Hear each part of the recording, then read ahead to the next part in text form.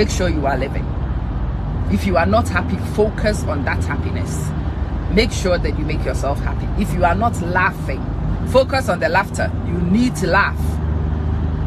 And when you goof, you hold your hand up and tell yourself you've goofed.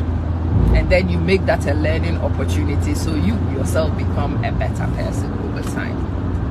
I have become much better as a human being because I have been married.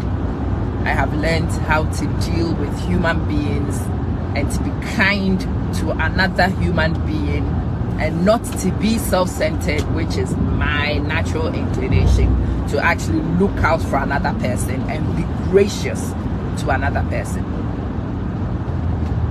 And just as I goof and expect somebody to cut me some slack, I have had to learn to cut somebody some slack too. There are times when you choose not to enforce your rights because you want to be gracious to another human being. Because there are times when you don't want other people to enforce their rights too. You want them to forgive. You want them to let things go.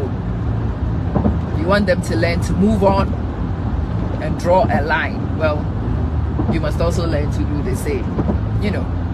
And for those with the personality that I have, that's hard. And it takes time. Me, I keep track of everything. I account for everything. And I want to remind people of every time that they have done something against me. And yes, I have had to learn to let graciousness override enforcement over this period. I have. If you don't learn to do this, you will quit. You will quit. Marriage is hard. And some of the things that happen in this journey, really, without this empathy and graciousness of spirit, you will not be able to move past them. Yeah, we choose our responses. We do. So somebody asked me, Amma, would you ever be divorced? And I'm like, well, I don't know. I can't say never. But the only thing that will make me leave my husband is infidelity, full stop. If it turns out that he wants to be an infidel, yes, I will quit, because my health and my well-being long-term matters more to me. So yeah, if I caught him being an infidel, yep, I will walk away from all of it, because me, I need fidelity, I need loyalty.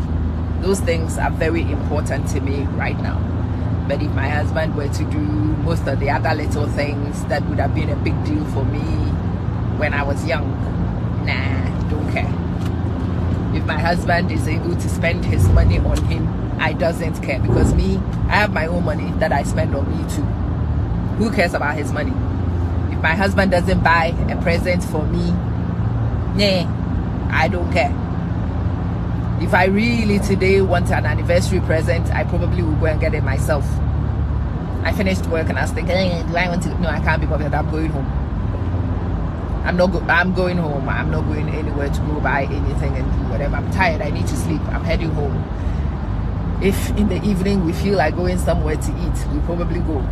It's probably likely right now, the way my husband and I operate, that we will order food and come sit on our balcony and eat. And we will be I would be very, very, very, very comfortable doing that.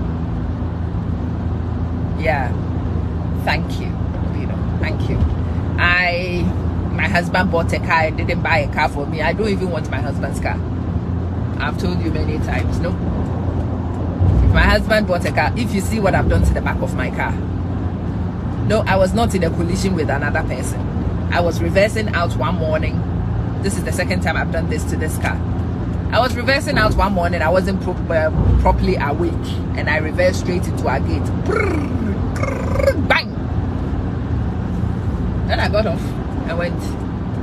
He came home that day and he's like, whoa, what did you do to the car? I'm like, right here. Oh my God, what are you like? Me, I like that freedom. I don't want to come and explain in annotated diagrams why my car, so I don't want my husband's car. So no, we don't fight over a car. My husband didn't buy a car for me, no. My husband didn't buy. So, and these things are some of the unnecessary, irrelevant things that can easily get in the way of the real big things. And yes, you can be distracted by them. And yes, you can get over these things by simply working on the abundance mindset for yourself. When you feel capable of doing things for yourself and you don't need another person to do it for you, then you don't actually become disappointed if a person is not able to do it for you. I have people fighting over the amount of money they put down for grocery. I can feed strangers. So if I fed a partner, who cares? Yeah, I help strangers. They haven't done anything for me. So if I'm able to help this one, doesn't matter. And you are able to adopt some of those attitudes from the abundance mindset. Thank you. So if you have the poverty mindset and you bring it to marriage, that marriage is doomed. If you ask me about the one thing you can do to try and improve your chances, I would say to you that the abundance mindset and becoming self-sufficient is one of the starting points. Being equitable in living with people, very, very important. You want to be equitable. You want to treat people the way you want them to treat you. You want people to be kind to you, well, you want to be kind too. You want people to be gracious, well, you have to be gracious. You want people to be fair, well, you have to be fair. You live with people exactly the way you will have them live with you. That is equitable living. And yes, for me, that is the most important thing I have learned about this marriage. You must have the freedoms to do, because you see, if you don't give yourself those freedoms, if you are not able to do things independently, then after a while you will feel trapped. You will feel trapped. And that's when you crave to get out. The men will tell you, I have been in this marriage for 15 years, because they feel trapped. They are stifled. They want to get the hell out. I used to do that. I will call my husband constantly when he went out. And he's like, sometimes he will not answer my call because he's sick and tired of answering my call. Well, these days he's lucky if I remember him. And now he complains about me not ringing him. So when you step out of this house, you don't remember me. And I laugh every time he says that, because I remember times when he used to tell people, or he didn't even say, but he would be thinking that I am disturbing his peace with my phone calls. Well, I've made my phone calls very rare. I don't make those phone calls anymore. And so now he looks forward to those phone calls because they don't come often. Where are you? Are you coming? You in there? Sometimes he goes places now and he's like, so wouldn't you check? Huh? Wouldn't you check? I'm like, okay, if something happened, you'd let me know. Wouldn't you check where I am? No, not really. Because me, myself, I've got things to do. I've got a life. I've got a social life. I am busy. Yeah. Those things have really helped me not to stifle. I remember some time we went to a place and one of our mutual friends was like, don't you have friends to go and chill out with? I'm like, okay, you will not see me again. I do not turn up to those places, and now every one of those people would ask her, so these days we don't see you anymore. Yeah. I am abundant. I am able to entertain myself. Me, I have friends too, you know. I can make new friends when I need it. I'm off.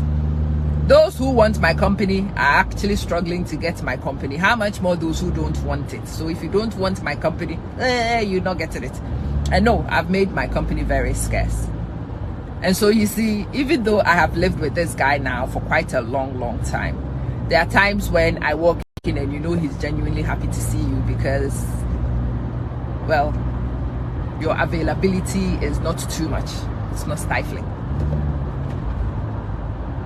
If I want to eat, I'm able to go and eat. If he doesn't want to eat, I don't mind. I have learned to go feed without him. I can actually go out now to a restaurant on my own and eat